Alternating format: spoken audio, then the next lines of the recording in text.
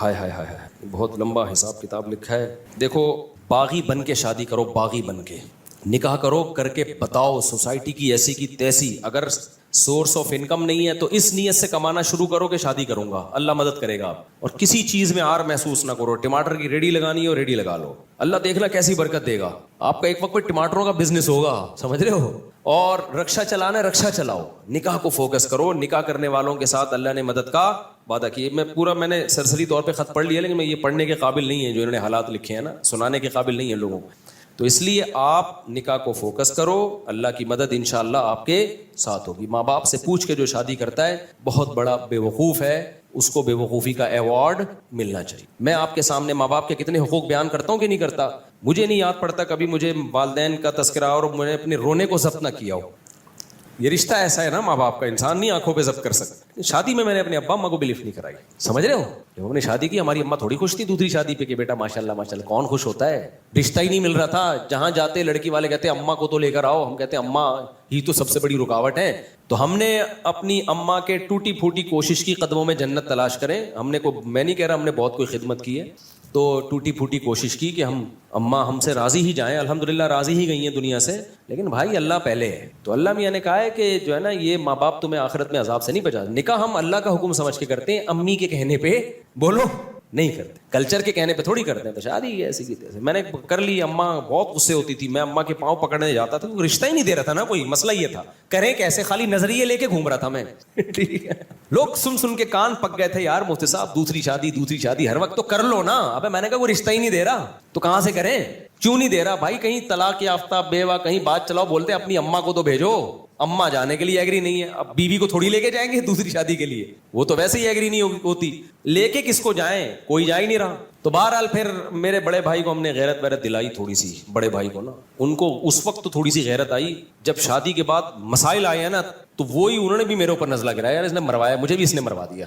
ان کو نہیں پتا تھا اتنا سخت ری ایکشن ہوگا کہ میں بھی پھنسوں گا اس میں. تو اور میرے دو بھائی آخر میں ایگری ہو گئے تھے، چلو ٹھیک ہے کر لے یار. ایک بھائی نے بات کی جو میری اہلیہ ہے نا ان کے والدین سے، ہاں چلے ٹھیک ہے اب کرے گا. تو یہ ان کو یہ ڈر تھا کہ یار اگر میں انوالو نہیں ہو تو پتہ نہیں کہاں کر لے جا کے یہ کوئی آڑا ترشا، کوئی خاندان میں کوئی ایسی چیز نہ ہو. وہ راضی نہیں تھے وہ بھی، لیکن وہ اس لیے ہو گئے کہ یار یہ ڈھیٹ آدمی ہے، یہ کر کے چھوڑے گا. تو اب اگر ہم انوالو نہیں ہوئے تو پتہ نہیں کوئی اٹھا کے آڑے ترشا ہمارے خاندان میں بدنما کوئی دھبا نہ لگ جائے، کوئی منہ دکھانے کے قابل نہ رہے خاندان میں. تو ابھی کم از کم کسی اچھی جگہ پیغام بھیجا ہوا ہے اس نے خاندانی لوگوں میں. تو اس لیے وہ نہ چاہتے ہوئے آ گئے، لیکن عین وقت پہ وہ بھی مکر گئے عین وقت پہ. اور پھر کیا ہوا، جو چھوٹے بھائی کو میں نے کہا تو آ جا نکاح میں، کوئی تو ہو جس کو میں شادی میں بٹھاؤں. تو اس نے کہا میں آ رہا ہوں. عین وقت پہ وہ کمبخت بھی نہیں آیا. میرا بھائی ہے، میں تو کہہ سکتا ہوں نا چھوٹا ہے، کمبخت ہے نہیں، بڑا نیک آدمی ہے، لیکن میرا تو حق بنتا ہے نا. عین وقت پہ وہ بھی مکر گیا، نکاح نامہ لے کے گھوم رہا.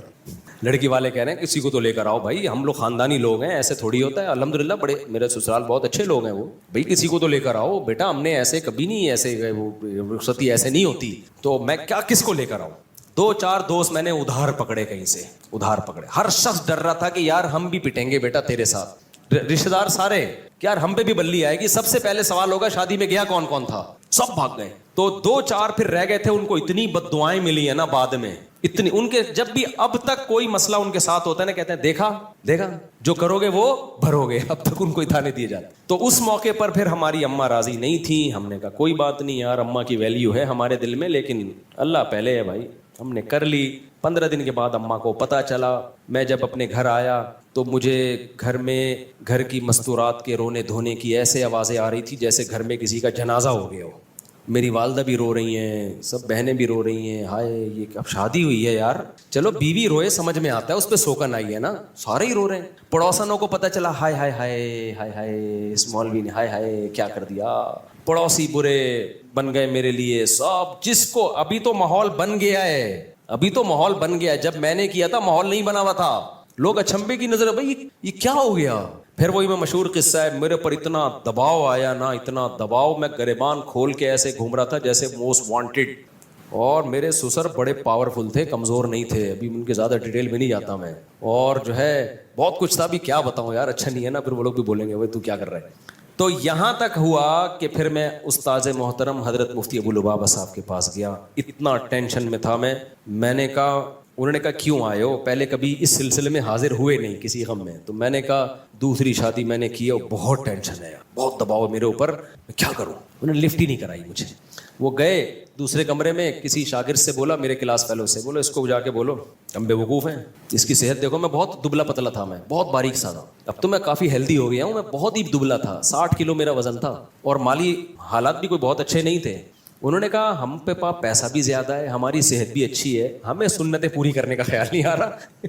اس کو دیکھو. اور اب آیا روتا ہوا, رو نہیں رہا تھا, یعنی صورت میری رونے والی بنی ہوئی تھی. پھر مجھے کہنے لگے, اس شاگرد سے کہا, مجھے ڈائریکٹ کہا بھی نہیں, لفٹ نہیں کرائی ہے, کیونکہ یہ کیس ہی ایسا ہی نہیں ہے کہ اس میں کوئی کیس بنتا ہی نہیں ہے, یہ تو تم نے خود حماقت کی ہے. پھر کہنے لگے اس شاگرد سے کہ اس کو جا کے بولو کچھ لوگ جو ہے شہد کے چھتے میں ہاتھ ڈال کے ڈائریکٹ شہد کھا رہے ہوتے ہیں اور بولتے ہیں مکھیاں کاٹ کی ہو رہی ہیں, اور یہ شہد کے چھتے میں منہ دے کے شہد پی رہے ہیں اور بول رہے ہیں کہ مکھیاں کیوں کاٹ رہی ہیں. میں نے کہا اب ساری زندگی کے لیے گالیاں تمہارا مقدر ہے, ہم تو بالکل ہی منہ ہمارا اور چھوٹا سا ہو. تو اماں کے یہ حالات. پھر جب زیادہ غم آتے ہیں نا انسان پر, تو اس کو انجوائے کرنا شروع کر دیتا ہے. یا تو میں ڈپریشن میں چلا جاتا, سر جا کے پھوڑ دیتا اپنا, خودکشی کی طرف جاتا, یہی ہوتا نا, ہر طرف سے بے عزتی ہو رہی ہے. یا میرے پاس ایک راستہ یہ تھا, ایسی کی تیسی, بھاڑ میں جائے یار. پھر ہم نے یہ کیا, ہم نے کہا جاؤ. میں جب دلائل میں غور کرتا تو دلائل میں ہمارا پلڑا کیا تھا, بھاری. پھر ہم نے گریبان جان کر کھولا. پہلے تو ٹینشن میں کھولا ہوا تھا نا, ہم نے کہا ہم شریف آدمی ہیں ہی نہیں. لوگ کہتے تھے نا تم مولوی ہو کے شریف آدمی ہو کے, اللہ کا شکر ہے ہماری عزت تھی, عزت دار گھرانے سے ہو کے شریف آدمی ہو کے. میں نے کہا کس نے کہا میں شریف ہوں, میں تو بدماش آدمی ہوں. تو تم تو دھوکے باز ہو. ہم نے کہا ہم ہیں دھوکے باز. تو اتنے خطابات ملے نا, اس سے میرا حوصلہ ایسا بلند ہوا نا, میں نے کہا تیسری بھی کروں گا. کسی کے باپ میں روکنے کی طاقت ہے تو روک کے دکھائے, ایسی کی تیسی. پھر جو میں پھڈے باز بناؤں نا, میں نے کہا یار اب ہمارے بڑوں نے بتا دیا تھا بیٹا زندگی گئی ہے پھڈوں میں. میں نے کہا ابھی نہیں, پھڈوں کو انجوائے کرنا ہے, ٹھیک ہے نا. یہ ہوا. تبھی تو میں کہتا ہوں دوسری شادی انتہائی ڈھیٹ قسم کے لوگوں کا کام ہے. یہ بغیرتوں کا, یعنی بہت ڈھیٹ قسم کے لوگوں کا کام ہے, سمجھ رہے ہو. اس میں بہت کچھ سننا پڑتا ہے, پھر برداشت کرو. پھر میرے اوپر دباؤ آیا, طلاق دو, اس کو دو یا اس کو دو. بہت دباؤ آیا میرے اوپر, دوسری کو چھوڑ دو. میں نے کہا میرے نا قتل کر دو, قتلے بنا کے بوری میں بند کر کے گدھوں کو کھلا دو, طلاق نہیں دوں گا میں. آج بڑے بے غیرت ہوتے ہیں, بے غیرت لوگ.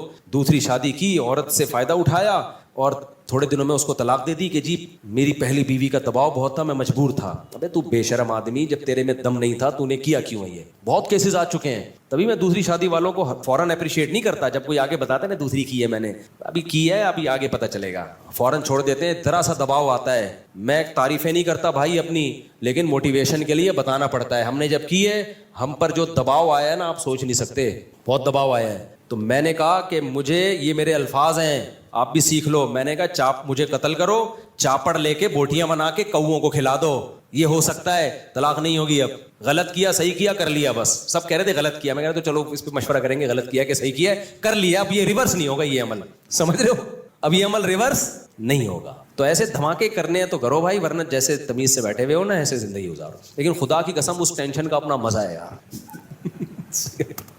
اتنا مزہ آ رہا تھا نا, گریبان کھول کے, ابھی ادھر جا رہا ہوں, وہاں گالیاں سننے کو ملی, ادھر آ رہا ہوں. تو اس سے اتنے فائدے مجھے زندگی میں حاصل ہوئے, اتنا کانفیڈنس میں. پھر میں نے کہا اب تیسری کروں گا. پھر پھڈے. ابھی میرا بیٹا مجھے کہہ رہا ہے ابا میری شادی کر دو, زبان سے نہیں کہہ رہا, ادھر ادھر سے اشارے کروا رہا ہے. تو میں نے پتہ ہے کیا کہا ہے, میں کر دوں شادی, مجھے کوئی وہ نہیں ہے, میں بچوں کی شادی بر وقت کرنے کا قائل ہوں. ہاں میں لوگوں سے یہ کہتا ہوں کہ بچے میں اگر ذرا سا بھی خطرہ ہے نا کہ باپ پہ بوجھ بنے گا, پھر اپنے خرچے پہ نہیں کرو. کیونکہ بعض بچے ابا کے خرچے پہ کر کے پروڈکٹ ہر سال آتی رہے گی ان کی, وہ سارے خرچہ کون اٹھائے گا, وہ اپنی ذمہ داری نہیں اٹھاتے. تو پھر ایسے میں ماں باپ کو کبھی ترغیب نہیں دیتا کہ اپنے خرچے پہ بیٹوں کی شادی کرو. ہاں بیٹا سمجھدار ہے, آپ کو پتا ہے کہ یہ اپنی ذمہ داریاں پوری کرے گا, ابھی بے روزگار ہے, کل روزگار لگ جائے گا, تو پھر باپ کو چاہیے کر دے. لیکن مسئلہ میرے ساتھ ایک یہ آ رہا ہے کہ یار اگر میں اپنی بہو ابھی اسی گھر میں لے آؤں اور ساس بہو کے جھگڑے ہو گئے شروع, تو اپنے جھگڑے تو انسان نمٹا سکتا ہے, دوسروں کے نہیں نمٹا سکتا. پھر میں اپنے بارے میں بولتا ہوں تیرا کیا ہوگا کالیا, یعنی میرا کیا ہوگا کالیا.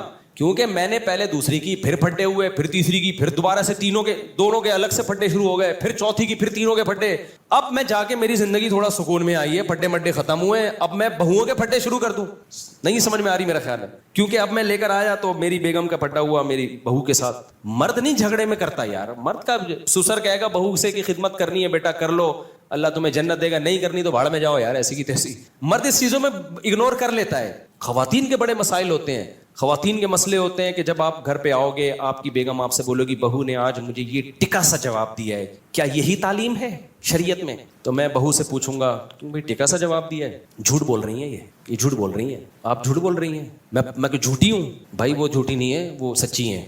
پھر آپ اس سے پوچھو گے کہ خدا کی قسم پاگل ہو جاؤ گے نا, الٹے لٹک کے مر جاؤ گے, یہ فیصلہ کرنا کہ ان میں صحیح کون ہے غلط کون ہے, برباد ہو جائے گی تمہاری زندگی. سارے جمعے اتوار کے بیانات ختم, مسائل کے سیشن ختم, میں ساس بہو کے جھگڑے ہی بیٹھ کے نمٹاتا رہوں گا. میرا نظریہ یہ بھائی بہو لاؤ, بچوں کی شادی ٹائم پہ کرو, بولو بھائی آئے گی نہیں اس گھر میں, سمجھ رہے ہو, ٹینشن مت پالو اپنے لیے, آئے گی دوسرے گھر میں. اپنے بیٹوں سے جا کے ادھر ہی جا کے مل لیا کرو, بہو سے بھی عزت دے دے گی, ٹھیک ہے بیزتی کا خطرہ ہوا تو بیزتی سے پہلے نکل آؤ.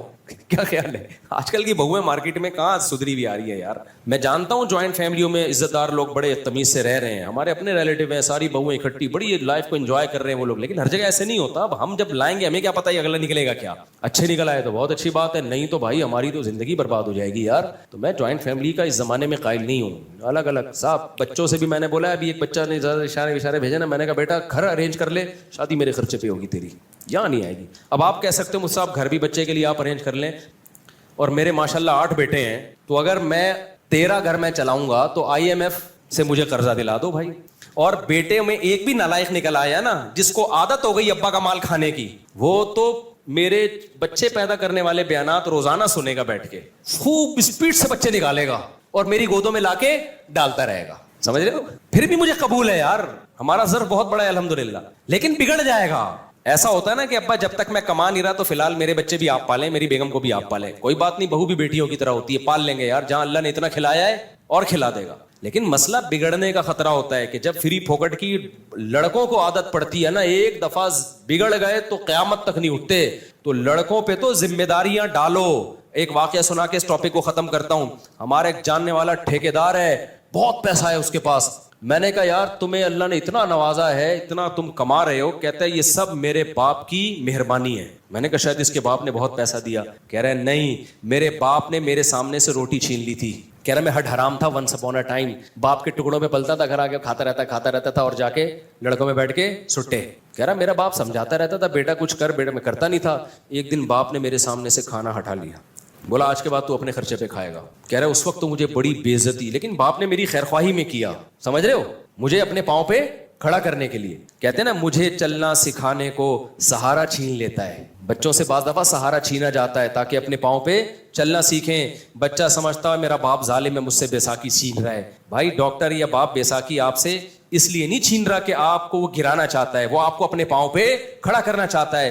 بعض دفعہ اللہ کی طرف سے ایسے حالات آتے ہیں کسی نوجوان پہ کہ وہ اسٹیبل ہو جاتا ہے, وہ اپنے پاؤں پہ کھڑا ہو جاتا ہے. تو شاعر نے اسی کو کہا مجھے چلنا سکھانے کو سہارا چھین لیتا ہے. اللہ بعض دفعہ سہارا چھینتے تاکہ تم خود چلنا سیکھو. کہہ رہے ہیں میرے باپ نے میرے سامنے سے کھانے کی پلیٹ ہٹا لی اور کہا تو اپنے خرچے پہ کھائے گا. کہہ رہا اس وقت تو مجھے بڑی بے عزتی محسوس ہوئی, لیکن جب ہوش آیا تو میں سمجھ گیا. اس کے بعد میں نے کمانا شروع کیا, محنت کی, اور آج کروڑوں میں کھیل رہا ہے وہ آدمی. تو ڈر یہ بعض دفعہ ہوتا ہے کہ آپ اپنے بچوں کی اپنے خرچے پہ کرانا شروع کر دو, پتہ چلا وہ کیا بن گئے, اپاہج. تو کراؤ ضرور. لوگ مجھے کہتے ہیں مفتی صاحب کبھی آپ بیان کرتے ہو اپنے خرچے پہ بیٹوں کی شادی کرا دیا کرو, کبھی آپ کا بیان آ رہا ہے نہیں کرایا کرو. بھائی یہ بچوں کی نوعیت پر ہے. جس بچے کے بارے میں آپ کو یہ خطرہ ہو کہ یہ اپاہج ہے, کر کچھ نہیں رہا ہے, یہ نالائق آدمی ہے, اس کی کبھی بھی مت کراؤ. کیونکہ اگر اس کی تم نے شادی کرا دی وہ اسپیڈ سے بچے نکالے گا دبا کے, اور تمہاری گود میں لا کے ڈالتا رہے گا, خرچہ ایک بھی نہیں اٹھائے گا, اور پھر اور